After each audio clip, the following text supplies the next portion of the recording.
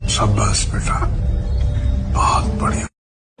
इन दिनों रफी साहब का एक गीत, देशभक्ति गीत लोग खूब सुन रहे हैं। जन्नत की है ये तस्वीर। लोग इसलिए भी सुन रहे हैं क्योंकि लोग चाहते हैं कि पाकिस्तान को हम शिकस्त दें। और 2 दिन के लिए हालांकि युद्ध विराम हो गया है, लेकिन युद्ध आगे होगा कि नहीं होगा ये बाद में पता चलेगा।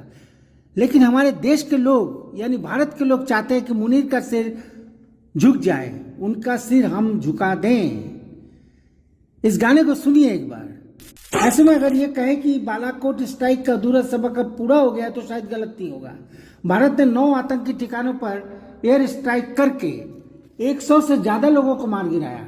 मुंबई से पहलगाम तक का हिसाब यानी 17 साल के आतंक का हिसाब 25 मिनट में ले लिया भारत ने।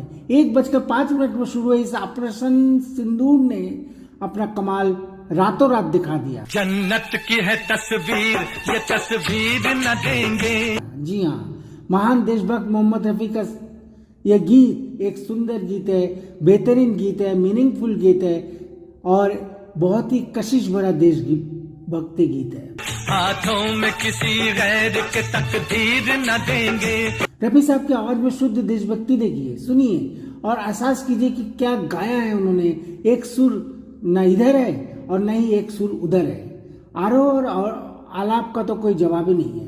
हाथों में किसी गैर के तकदीर न देंगे। पूरे भारत में कोई भी ऐसा गायक नहीं है जिसने महानतम रफी साहब से ज्यादा देशभक्ति के गीत गाए हों, और वह भी इस स्केल में, इस हाई स्केल में।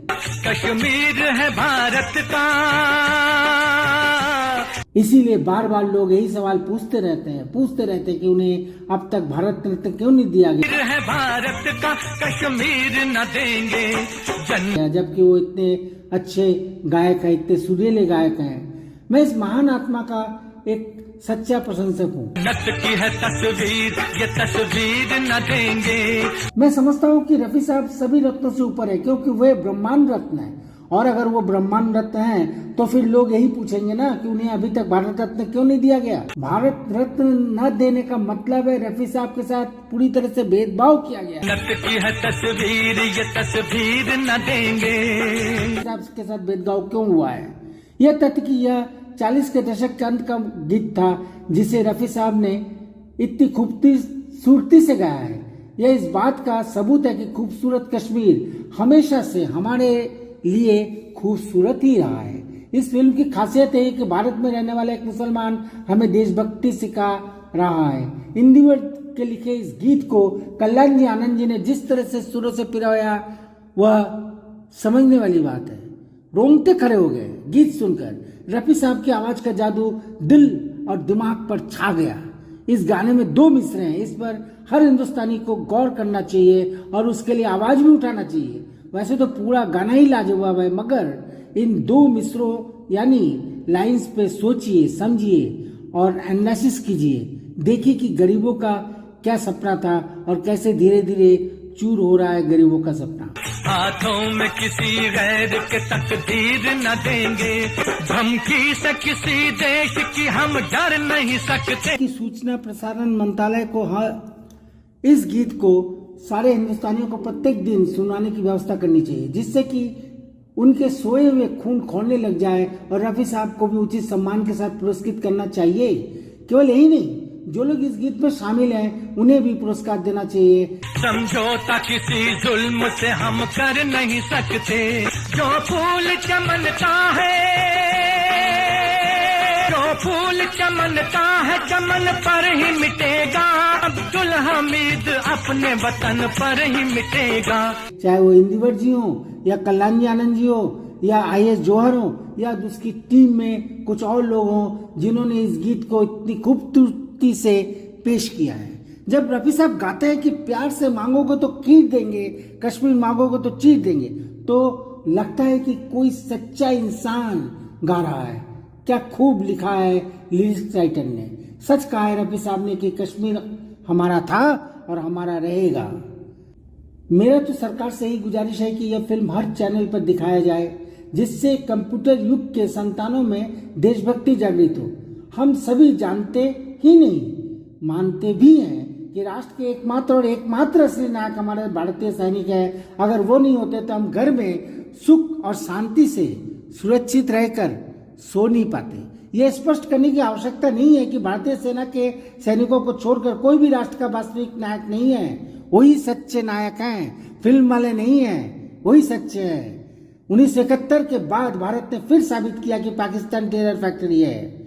मैं एक बार फिर सभी भारतीय सेना के जवानों को और भारत के सभी लोगों को बहुत बहुत बधाई देता हूं, क्योंकि ये गीत नहीं, आगाज है, आवाज है, हिंद के घर घर की आवाज है। लगभग 60 साल पहले के इस गीत ने उन दिनों धूम मचा के रखा था।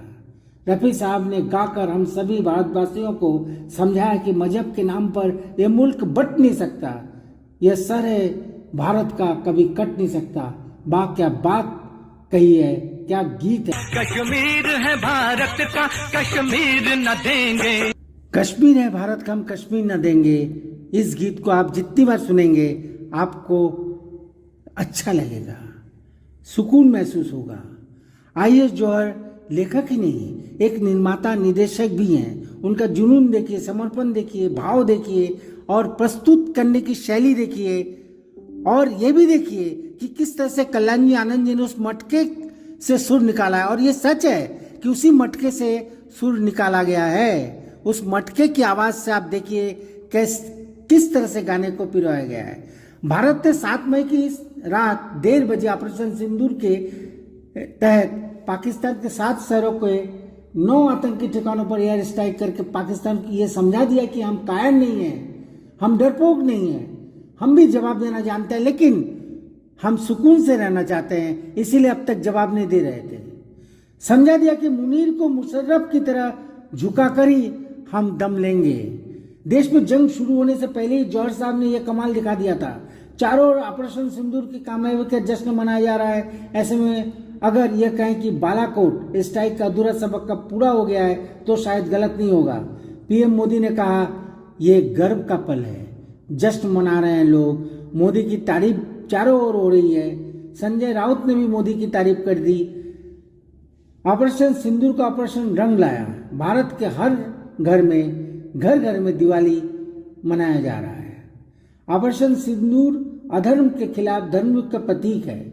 हिंदू परंपरा में सिंदूर केवल वैवाहिक प्रतीक नहीं बल्कि शक्ति, दिव्य स्त्री ऊर्जा का प्रतीक है। इसका अपमान सृष्टि के संतुलन पर प्रहार है। इसीलिए मोदी जी ने महिलाओं को इस मिशन के लिए चुना। यह केवल युद्ध नहीं, आतंक के विरुद्ध न्याय है। देश के लोग कहना यही चाहते हैं कि 26 महिलाओं का सिंदूर तुमने उजाड़ा है और तुम भूल गए स्त्री सम्मान के लिए हमने महाभारत की रचना की थी। यह ऑपरेशन सिर्फ प्रतिशोध नहीं बल्कि धर्म, सम्मान और मानवता की विजय का आह्वान है। सच तो यह कि 22 अप्रैल की घटना में गिरे रक्त की एक बूंद का हिसाब लिया हमारी सरकार ने, हमारे देश की महिलाओं ने, स्त्रियों ने।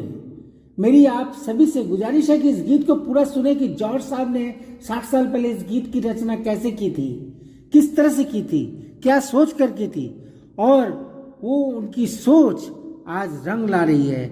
आज यह गीत घर घर में बज रहा है, लोग सुन रहे हैं और दूसरे को सुना रहे हैं। यही इस गीत की कामयाबी का राज है। हर एक मिसरे को सुनिए, आपको लगेगा कि आप देश से प्यार सचमुच करते हैं। आयुष जौहर भी करते थे, उनकी टीम भी करती थी। प्रणाम।